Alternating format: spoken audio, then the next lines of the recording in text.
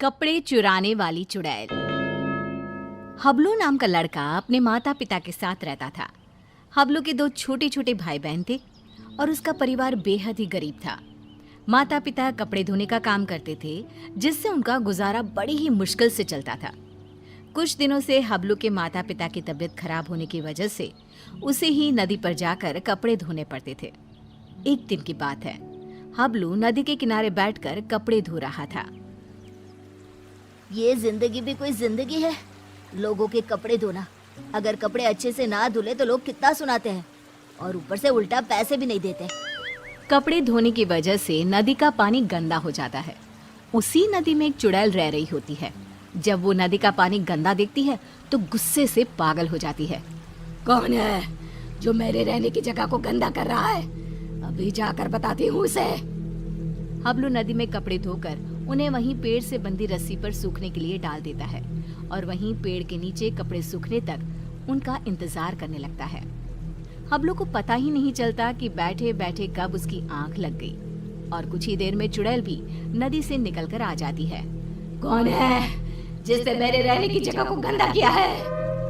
तभी चुड़ैल की नजर रस्सी पर सूख रहे कपड़ों पर पड़ती है। अरे वाह, ये कपड़े तो बड़े ही सुंदर सुंदर है और ये साड़ी कितनी खूबसूरत लग रही है। तभी चुड़ैल अपने पहने हुए कपड़े देखती है। मेरे कपड़े कितने गंदे हैं, हम लोगों को तो अच्छे कपड़े पहनना नसीब में ही नहीं होता। तभी चुड़ैल कपड़े देखकर सोचने लगती है, क्यों ना इनमें से एक कपड़ा चुरा कर मैं पहन लूं, कौन सा इस लड़के को पता चलेगा। चुड़ैल जल्दी से रस्सी से एक साड़ी उतारती है और नदी में ले जाकर पहनकर देखती है। ये साड़ी मुझ पर कितनी खूबसूरत लग रही है, इसमें तो मैं एकदम हूर की परी लग रही हूँ। फिर कुछ देर बाद हबलू की आंख खुलती है। उसे पता नहीं चलता कि कब शाम हो गई। अरे शाम हो गई, समय का पता ही नहीं चला। अब जल्दी से कपड़े उतार कर घर चलता हूँ, नहीं तो रात हो जाएगी। हबलू रस्सी से कपड़े उतार कर घर चला जाता है और घर जाकर कपड़ों की गिनती करके उन्हें एक गठरी में बांधने लगता है। 1 2 3 और ये 5 और ये 9, ये कैसे हो सकता है? मैंने तो 10 जोड़े कपड़े धोए थे, इनमें तो एक कम है। दोबारा गिनता हूँ, कहीं मुझसे कपड़े गिनने में भूल ना हो गई हो। हबलू एक एक करके दोबारा कपड़े गिनने लगता है, पर इस बार भी कपड़े 10 जोड़े की जगह 9 जोड़े थे। कपड़े कम होने की वजह से वो परेशान था। ये सब सोचते सोचते उसे कब नींद आ जाती है पता ही नहीं चलता। अगली सुबह हबलू फिर से कपड़े लेकर नदी पर धोने के लिए चला जाता है और जैसे ही वो कपड़े धोने लगता है, नदी का पानी कपड़े धोने की वजह से फिर से गंदा होता है। ये देखकर नदी में रह रही चुड़ैल आग बबूला हो जाती है। ये लोग मुझे चैन से रहने भी नहीं देते। आज फिर ये लड़का कपड़े धोकर मेरी रहने की जगह गंदा कर रहा है।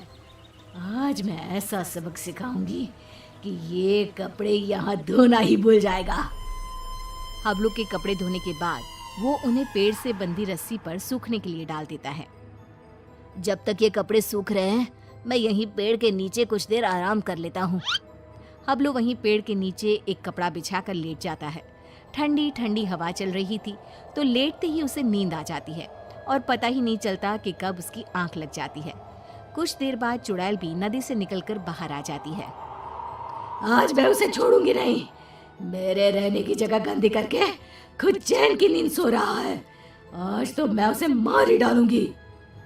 चुड़ैल हबलू को मारने के लिए आगे बढ़ती है तो रस्सी पर सूख रहे कपड़े देखकर रुक जाती है। अरे वाह, आज भी सुंदर सुंदर कपड़े सूख रहे हैं। चुड़ैल रस्सी से एक अच्छी सी साड़ी उतारती है, नदी में ले जाती है और पहनकर देखने लगती है। ये साड़ी तो मुझ पर कैसे भी ज्यादा सुंदर लग रही है। वो चुड़ैल साड़ी पहनकर नाचने लगती है। मेरा पिया घर आया ओ राम जी, मेरा पिया घर आया ओ राम जी। अब तो जब भी कपड़े धोकर सुखाया करेगा, मैं चुपके से जाकर उसके कपड़े चुरा लिया करूंगी और पहन लूंगी। उस लड़के को पता भी नहीं चलेगा कि उसके कपड़े कौन चुरा कर ले जाता है। और अगले दिन नदी का गंदा पानी देखकर चुड़ैल फिर से बाहर आती है और फिर से देखती है। ये लड़का आज भी कपड़े सुखाकर सो रहा है।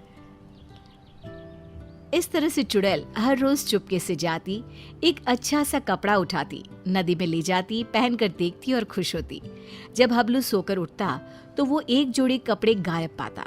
कपड़े चोरी होने की वजह से हबलू बहुत ज्यादा परेशान हो जाता है। समझ में नहीं आ रहा कि मेरे कपड़े कौन चुरा कर ले जाता है। अगले दिन हमेशा की तरह वो कपड़े धोता है और उन्हें पेड़ से बंधी रस्सी पर सूखने के लिए डाल देता है और पेड़ के नीचे कपड़ा बिछाकर लेट जाता है। सोचने लगता है कि आखिर कौन है जो मेरे कपड़े चुरा रहा है और मुझे पता भी नहीं चलता। ये सब सोचते हुए हबलू को नींद आ जाती है। गंदा पानी देखकर चुड़ैल बाहर आती है और ध्यान से सभी कपड़ों को देखने लगती है। तभी उसे एक लाल रंग का सुंदर सा लहंगा पसंद आता है और वो उसे अपने ऊपर लगाकर देखने लगती है। ये लहंगा तो बहुत ही सुंदर है। इसे पहनकर तो मैं रानी लगूंगी, रानी। इस लहंगे को पहनकर अपनी चुड़ैल सहेलियों को जाकर दिखाऊंगी। जब वो मुझे इस लाल लहंगे में देखेंगी तो मुझसे जल बुझ जाएंगी। इससे पहले कि ये लड़का सोकर उठे, मुझे ये लहंगा चुराकर नदी में ले जाना चाहिए। फिर वो चुड़ैल वो लाल लहंगा उतारती है और तभी हबलू की आंख खुल जाती है। वो चुड़ैल को देखकर डर जाता है और फिर से वापस अपनी आंखें बंद कर लेता है। बाप रे, ये तो चुड़ैल है। अच्छा, तो यही हर रोज मेरे कपड़े चुरा कर ले जाती है और मुझे पता भी नहीं चलता। फिर वो जैसे ही लहंगा नदी में ले जाने लगती है। अरे, ये लहंगा लेकर कहाँ जा रही है? ये लहंगा तो जमींदार की पत्नी का है।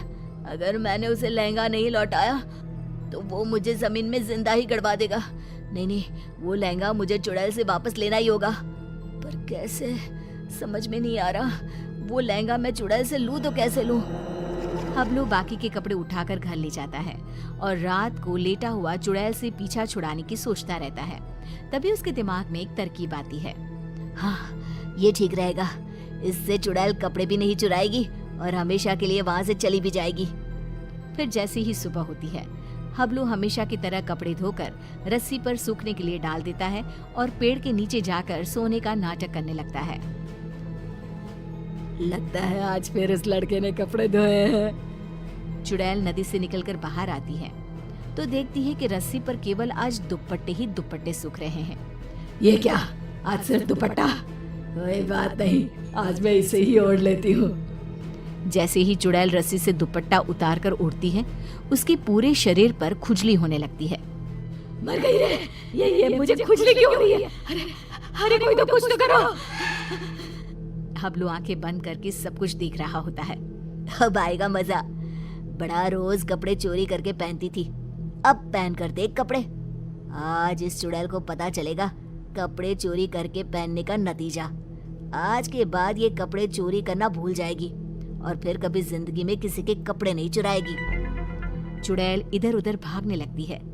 खुजली, खुजली, अरे बचाओ, मेरे शरीर पर खुजली हो रही है। अरे मर गई मैं। अरे कोई तो मुझे बचाओ, मुझे नहीं पहनना ये दुपट्टा। अरे इससे तो मेरे शरीर में खुजली होने लगी है। अरे मुझे नहीं चाहिए इस लड़के के कपड़े। और चुड़ैल नदी में जाती है और सारे कपड़े लाकर वहीं डालकर भाग जाती है। और फिर वो हबलू तो क्या, किसी और को भी कभी परेशान नहीं